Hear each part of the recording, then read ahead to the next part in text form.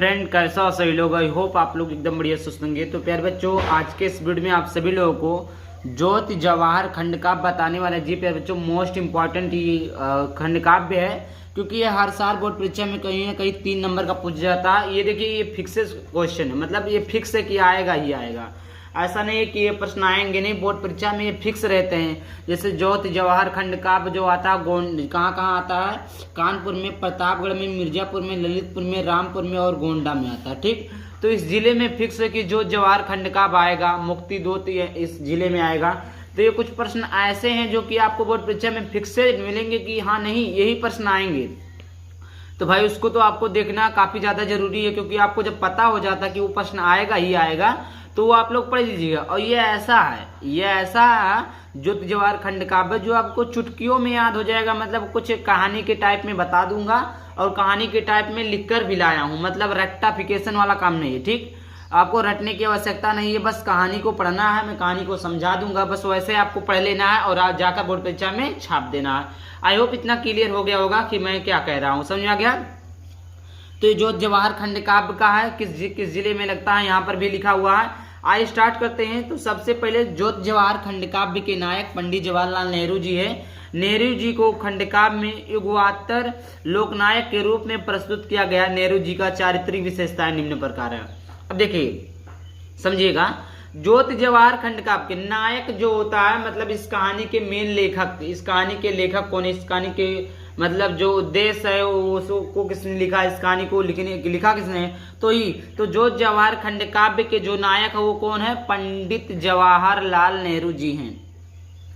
और नेहरू जी को खंडकाव्य के युगात्तर लोकनायक के रूप में प्रस्तुत मतलब किया गया है। और नेहरू जी की चारित्रिक विशेषताएं, मतलब उनके चरित्र के बारे में और इनकी क्या विशेषताएं हैं, उन्होंने क्या योगदान दिया, उनकी चरित्र कैसा था, उनकी चारित्रिक विशेषताएं क्या, तो उसको भी इस वीडियो में चर्चा किया गया। 4 टॉपिक को लिया गया है आप सभी लोगों के लिए।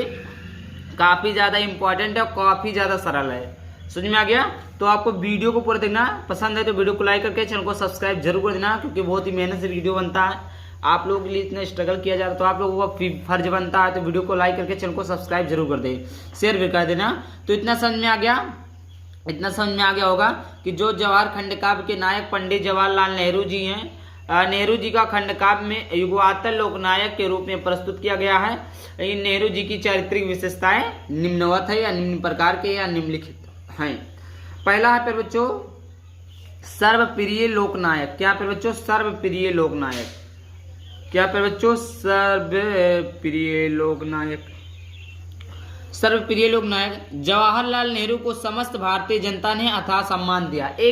एक वर्ड का मतलब मैं समझाऊंगा, एक शब्द का अर्थ समझाऊंगा।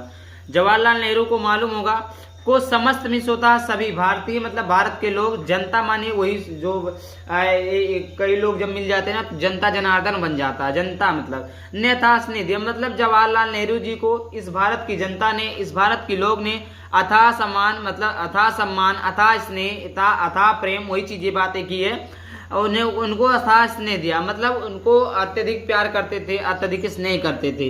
नेहरू ने भारतवर्ष के प्रत्येक प्रांत में अपना कुछ न कुछ न्यौछावर किया है। मतलब इस भारत में जितने भी युद्ध हुए हैं, इस भारत में जितने भी परेशानियां आई हैं, उनको सही करने के लिए कहीं ना कहीं ज्योति जवाहर मतलब पंडित जवाहरलाल नेहरू ने अपना कुछ ना कुछ योगदान जरूर दिया। वही चीजें न्यौछावर मतलब कुछ योगदान दिया है।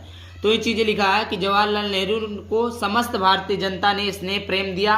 कोई अच्छा काम करेगा तभी तो स्नेह प्रेम मिलेगा, वैसे तो मिलेगा नहीं। तो उन्होंने क्या अच्छा काम किया, उन्होंने कुछ ना कुछ अपना योगदान दिया था। ऐसे आप लोग याद कर लीजिए, आप ऐसे समझिएगा ना कि जवाहरलाल नेहरू को समस्त भारतीय ने स्नेह दिया। क्यों दिया, क्योंकि वो कुछ ना कुछ भारत के लिए न्यौछावर किए, कुछ ना कुछ भारत के लिए योगदान दिए।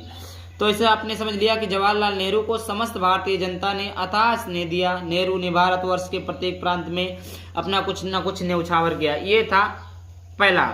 दूसरा देखते हैं, दूसरा है विश्व शांति के पक्ष पोषक।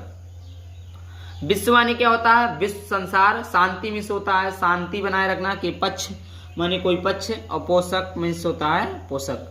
तो नेहरू जी जीवन भर विश्व शांति की स्थापना में लगे थे। देखिए इस दुनिया में, इस संसार में सबसे बड़ा जो जीत हासिल होती है वो शांति से ही हासिल होती है। ठीक है, अगर आप लोग शांति बनाए रखते हैं, किसी भी कार्य में लड़ाई झगड़ा मत करके शांति बनाए रखते हैं, तो वही चीजें जो है जीवन को तरक्की की तरफ ले जाती है, जीवन को उन्नति की तरफ ले जाती है। तो वही विश्व शांति के पक्षपोषक भी थे नेहरू जी, कि नेहरू जी जीवन भर विश्व शांति की स्थापना में लगे रहे। मतलब ऐसा नहीं कि हर जगह क्रांति क्रांति क्रांति क्रांति, ऐसा नहीं है। वो शांति, नेहरू जी विश्व शांति की स्थापना लगे रहे कि भारत और विश्व पूरा शांति में रहे, और शांति के साथ साथ वह स्वतंत्र भी रहे। तो वही चीजें थी। तो विश्व शांति के पक्षपोषक भी थे नेहरू जी। आगे बात करते हैं नवराष्ट्र के निर्माता। क्या फिर बच्चों? नवराष्ट्र के निर्माता। नवराष्ट्र के निर्माता भारतवर्ष को स्वतंत्र दिलाने के पश्चात नए राष्ट्र का निर्माण करने वालों में नेहरू का नाम अग्रणी है। देखिए भारतवर्ष जो होता है, भारतवर्ष को स्वतंत्र दिलाने के लिए, अरे भैया अपन भारत देशवा कहाँ आजाद रहा, तो ही भारतवर्ष को स्वतंत्र दिलाने के पश्चात मतलब उसके बाद में, जब भारत स्वतंत्र हुआ, भारत को स्वतंत्र किया गया, तो उसके पश्चात उसके बाद में नए राष्ट्र का निर्माण करने वालों में नेहरू का नाम अग्रणी में आगे होता है। अग्रणी में क्या होता है फिर बच्चों? आगे होता है।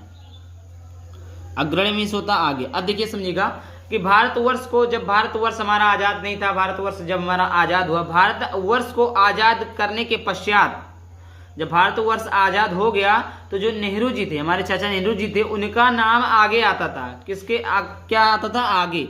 वही चीज लिखा, भारतवर्ष को स्वतंत्र दिलाने के पश्चात नए राष्ट्र में, फिर नए राष्ट्र का जब निर्माण हुआ तो उसमें पंडित जवाहरलाल नेहरू जी का नाम आगे आता था, आगे आया। इतना समझ में आ गया? इसमें कोई खास चीजें नहीं है जो आपको समझ में ना आए कि भारतवर्ष, भैया जब 1947 से पहले देश आजाद नहीं था, तो उसमें जब भारत स्वतंत्र हुआ, उसके बाद में एक नए राष्ट्र का निर्माण होगा। जब नए राष्ट्र का निर्माण होगा तो उसमें किसी ना किसी का योगदान तो सबसे पहले आएगा ना, किसी ना किसी का योगदान सबसे आगे आएगा। तो उसमें किसका योगदान सबसे आगे आया? तो उसमें नेहरू जी का नाम सबसे आगे है, अग्रणी है, आगे है। और देश के उद्यान और विकास के लिए उन्होंने पंचवर्षीय योजनाओं का आरंभ किया। अब देखिए देश, ठीक, तो देश के उद्यान और विकास के लिए उन्होंने पंचवर्षीय योजनाओं का आरंभ किया। वो जाति बंधनों से मुक्त भारत को देखना चाहते थे।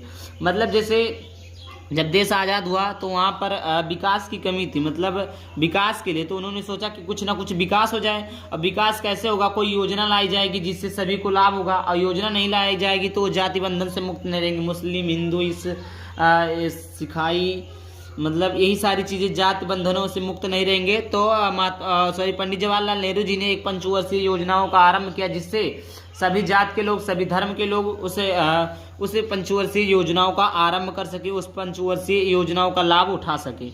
उसके बाद में अगला टॉपिक है देशभक्ति और स्वाधीनता सेनानी। देशभक्ति और स्वाधीनता सेनानी। प्रस्तुत खंड काव्य में जवाहरलाल नेहरू को कवि ने उत्कृष्ट देशभक्त, अपरजय स्वाधीनता सेनानी के रूप में निश्चित किया। यह था उनका देशभक्ति और स्वाधीनता सेनानी की प्रस्तुत खंड काव्य में जवाहरलाल नेहरू को कवि ने उत्कृष्ट, अच्छा होता है, देशभक्त मतलब देश के प्रति प्रेम होता है, अपरजय में होता है जो किसी से पराजय न, स्वाधीनता स्वयं को धीनता, मतलब जो इस आत्मसम्मान की बात की जा रही है, सेनानी के रूप में क्या किया? निश्चित किया। ये था उनका जो जवाहर खंड काव्य का चरित्र चित्रण। तो आई होप वीडियो पसंद है, वीडियो को लाइक कर देना, चैनल को सब्सक्राइब करना। चलिए मिलते हैं किसी के साथ, तब तक के लिए बाय बाय, थैंक यू, जय हिंद, जय भारत, वंदे मातरम।